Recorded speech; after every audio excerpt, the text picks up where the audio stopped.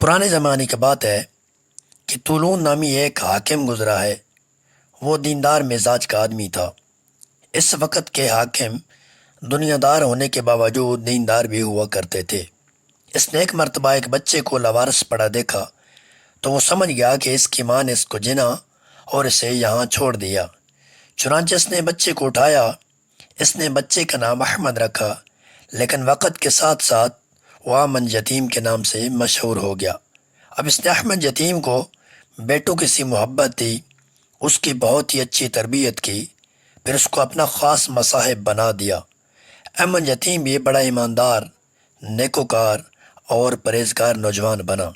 کچھ عرصہ کے بعد طولون کی وفات ہونے لگی تو اس نے اپنے بیٹے ابو الجیش کو اپنا نائب بنایا اور پوری سلطنت اس کے حوالے کر دی، اور یہ وصیت کی کہ بیٹا، یہ احمد تیرا بھائی ہے، میں نے اس کی پرورش کی ہے، تم بھی ساری عمر اس کا خیال رکھنا۔ اس کے بعد وہ فوت ہو گیا۔ چنانچہ جب ابو الجیش نے کنٹرول سنبھالا تو اس نے بھی احمد یتیم کے ساتھ اچھا تعلق رکھا۔ ایک مرتبہ ابو الجیش کو کسی چیز کی ضرورت پڑی۔ اس نے احمد یتیم کو بلایا اور کہا کہ یہ چابی لیں اور فلاں راستے سے آپ میرے کمرے میں چلے جائیں اور یہ چیز اٹھا کر لے آئیں۔ اس نے دن میں وہ راستہ کھولا اور کمرے میں چلا گیا۔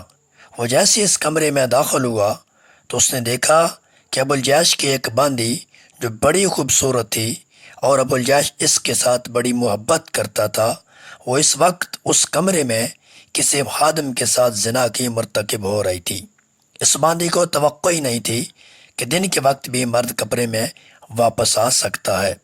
جیسے اس نے دروازہ کھولا اور یہ معاملہ دیکھا تو وہ مرد بھاگ گیا اور عورت احمد یتیم کو اپنے چکر میں پھنسانے لگی اور اس کی منت سماجت کرنے لگی کہ تم بھی میرے ساتھ وہی کرو جو وہ کر رہا تھا۔ لیکن اس کے دل میں نیکی تھی، لہذا کہنے لگا، ہرگز نہیں، سبحان اللہ، نیک لوگوں کا یہی دستور رہا ہے۔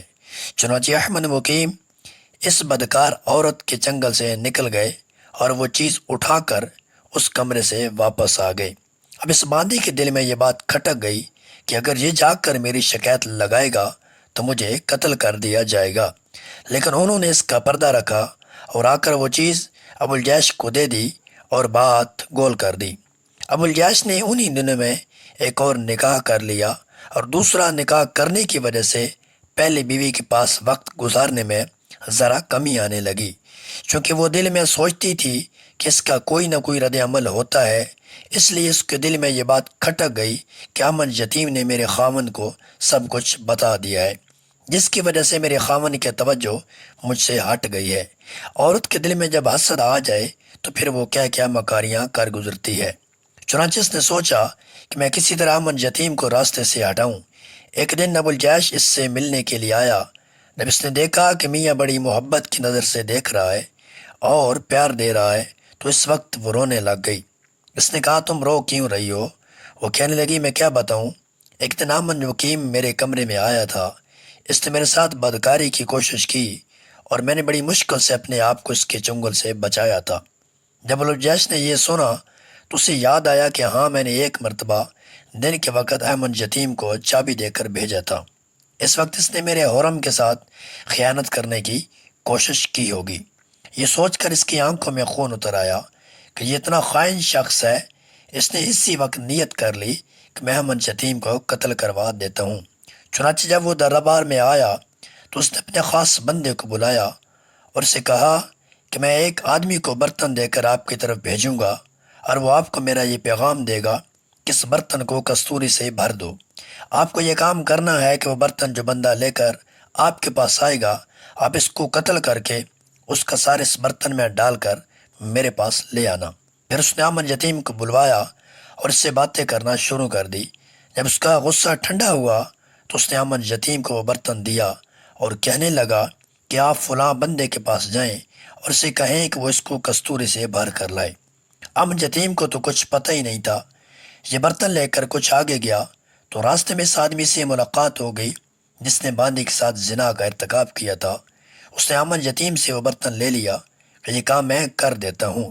چنانچہ وہ آدمی اس خاص بندے کے پاس گیا تو اس نے اسے فوراً قتل کروا دیا اور اس کا سر برتن میں ڈال کر ابو الجیش کے پاس بھجوا دیا۔ جب ابو الجیش کے سامنے امن یتیم کے بجائے دوسرے آدمی کا سر لایا گیا تو وہ بڑا حیران ہوا، اور ابو الجیش نے امن یتیم کو زندہ حالت میں دیکھا تو اور زیادہ حیران ہوا کہ میں نے کچھ اور پلاننگ کی تھی، لیکن یہ کیا ہوا؟ امن بھی حیران ہو رہا تھا کہ کستوری میں سر کیسے آ گیا۔ اس وقت ابو الجیش نے کہا کہ میں نے تو تمہیں مروانے کے لیے یہ کام کیا تھا۔ اب امن یتیم کو واضح ہوا کہ اس باندی کے کہنے پر ابو الجیش نے میرے خلاف یہ سب کچھ معاملہ کیا ہے۔ چنانچہ اب امن یتیم نے اس کی پوری کہانی سنائی کہ جناب، میں نے آپ کی بیوی کی پردہ پوشی کی تھی، مگر اس بدکار عورت نے مجھے راستے سے ہٹانے کے لیے آپ کو میرے خلاف کر دیا، اور قدرت نے وہی بندہ مروا دیا جو اس کا زیادہ چاہنے والا تھا۔ جب ابو الجیش کو پتہ چلا تو اس نے باندی کو گرفتار کروا لیا۔ جب اس نے پوچھا تو اس نے اپنے گناہ کا اقرار کر لیا۔ ابو الجیش نے اس باندی کو بھی قتل کروا دیا۔ اب ابو الجیش کی نظر میں امن یتیم کی قدر و منزلت اور بھی بڑھ گئی، اور اس نے وصیت کی کہ میرے بعد اس کو بادشاہ بنایا جائے۔ اللہ اکبر! تو دیکھیے کہ جس کے اندر اخلاص تھا، اللہ رب العزت نے اس کو بچا لیا، اور بد کردار اور خائن لوگ اپنے انجام کو پہنچ گئے۔